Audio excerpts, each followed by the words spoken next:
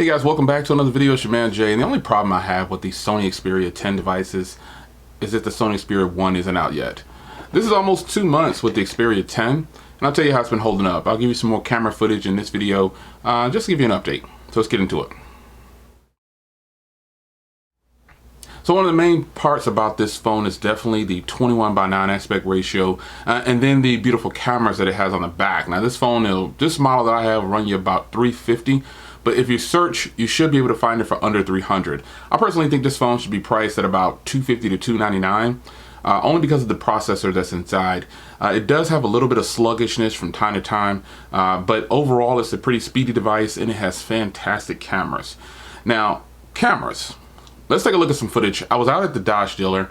I was getting some service done to one of my cars. I think I was getting an oil change on my green Charger.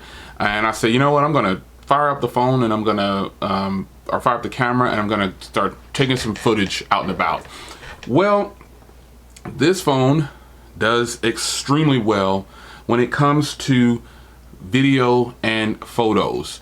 The only problem is that a lot of you guys probably wouldn't buy this. You don't know much about it because Sony does very little advertising to get you to purchase their products. So in the end, only a few of us get to experience the greatness of the 21:9 aspect ratio, and then also these beautiful cameras and battery life and all the things that comes with this device.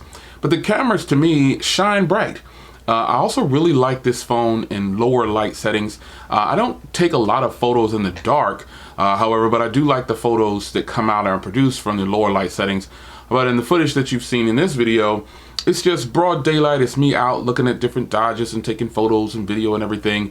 And it turns out pretty good. Now, it was a very windy day that day, so I had to cut the audio out because it just didn't do very well when muting out the sound for the audio. But other than that, the footage is actually really good for audio when it's not very, very windy. And the quality of the footage is really good. Now, this phone does shoot in 4K at 21:9. Now, in the previous videos I've done, I said, hey, I uploaded a video in 21:9. I actually physically did upload the video in 21:9, but I guess YouTube just isn't ready to render 21:9 video. And so my apologies to the people who felt like I didn't really upload it. You got to kind of see it. Come on, put your thinking cap on. I did upload it in 21:9, but YouTube isn't ready for 21:9 from what I can tell. I've tested this. It's just not ready. The phone is actually permanently in 21:9 4K is where I keep it because I really like the footage. With that being said though, after the cameras, what is it that the Sony Xperia 10 and these three new phones, the 10, the 10 Plus, and the 1, what are they actually offering that other phones don't? Well, they offer a cinematic movie-like experience when watching content on here because the phone is actually elongated in the 21:9 aspect ratio. So this is something that's going to be local content for you, your movies. I watch a lot of movies on devices when I'm traveling. As a matter of fact, I'll be traveling soon, and this will probably be the phone that I take because of the fantastic battery life. And then also I like the portability of this phone. It's very easy on the hand, and it's just a very nice overall design. The 21:9 aspect ratio is something that people are going to have to get used to.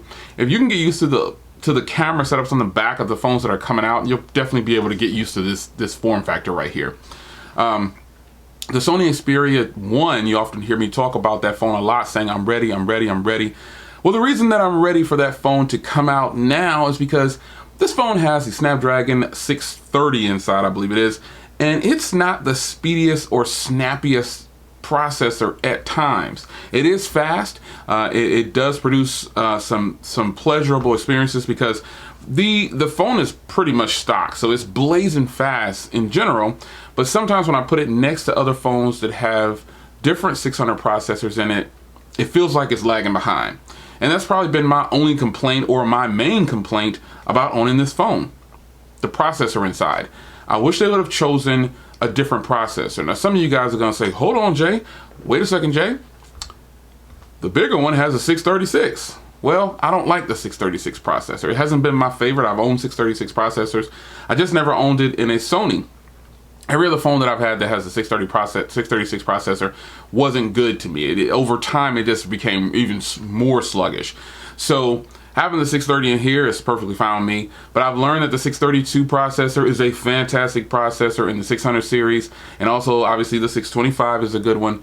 So I'm hoping that the Xperia 1, because it's going to have the Snapdragon 855, will eliminate any kind of thoughts of lag in my experience.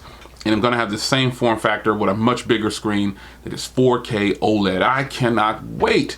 I mean, Sony, I'm begging you to hurry up and release this phone. I very seldom get excited about phones to where I'm really ready to pay the price that they're offering. I always want some kind of discount. I want it at a better price. So I'm actually hoping that Sony does release the 4K model, basically the Xperia 1 of these new lineup of phones, at a much lower price than what they said. Well, this being rumored online, the $999 price. But if they don't, I gotta tell you, putting it against other flagships, the screen alone is 4K, so that wins out and beats out the other phones more than likely, because Sony displays are actually beautiful. Even though this phone doesn't have a 4K display, it is beautiful. I gotta tell you, it's a fantastic display. So this is a matter, obviously that's an opinion, but you do the math on what you feel like is gonna be a great setup for you for screen and what you think is beautiful or not. You decide and you determine on your own if those pixels are worth it. But this phone right here is also really good with multitasking. So putting two things next to each other is really good, and I'm doing the multitasking thing for you right here. Just having two things side by side is really nice. So I've loaded up two things here. I've loaded up Twitter on the bottom, and then just a regular web browser on the top. In this form factor, it's really easy on the hand. It just appears that I'm getting more on the screen when it comes to multitasking. So this is something that I think you would have to experience for yourself, and I think if you do, you will enjoy it. So overall, man, the phone has been doing good. It's been almost 2 months, actually, and I think it's been almost 2 months. It's great, man. This is a great form factor. This is a fantastic form factor, and you're just gonna have to take my word for it or buy it yourself, and you'll see what I mean after using this for a month or so. Or probably after about a day, I was used to it. But for some people who are not used to change, after about a month, I think you'll be fine. I think you'll really be used to this, and you'll love watching content on this beautiful screen like this. It's very long, and movies are 21:9. I think you guys know that already. If you didn't know, when you go to the theater, that's 21:9. So in your hand, you've got 21:9. And I'm ready for the Xperia 1 to come, and I just can't wait any longer, man. I'm really excited. I'm purchasing phones, trying to fill that void, honestly. But this phone checks a lot of boxes, and I'm pretty excited to have this one. Obviously, the Xperia 1 is going to have a more even design. This one has a higher top bezel. You can see it like this here. You can see there's a little bit more top bezel up there. That actually doesn't bother me at all. Some people get way too bent out of shape about things like that, and this design is a much better design than several phones on the market right now. So it's your man Jay Will. The Xperia 10, it's great, man. It's a fantastic phone. You've got 3 gigs of RAM, 64 gigs onboard storage. The 4 gig of RAM model is for China only. Why that is so, I have no clue, so I can't answer that. But what I will tell you is that if you haven't experienced this phone yet, it is actually really good. There are a lot of phones out there, and the only reason I mark it down in price is because of that processor. But if it had, the processor 350 is technically not too bad of a deal. I know some of you guys are gonna say, oh, you can get a previous flagship. We're not talking about previous flagship. We're talking about something that's new right now. And previous flagships don't offer the 21:9 ratio, and they don't offer these kind of cameras in most cases. So, for the price, it's really not that bad. I just marked it down from my personal experience because of the processor. I want more. So, it's your man Jay Will. There you have it, the Xperia 10. Yes, I still have it. Yes, I still use it.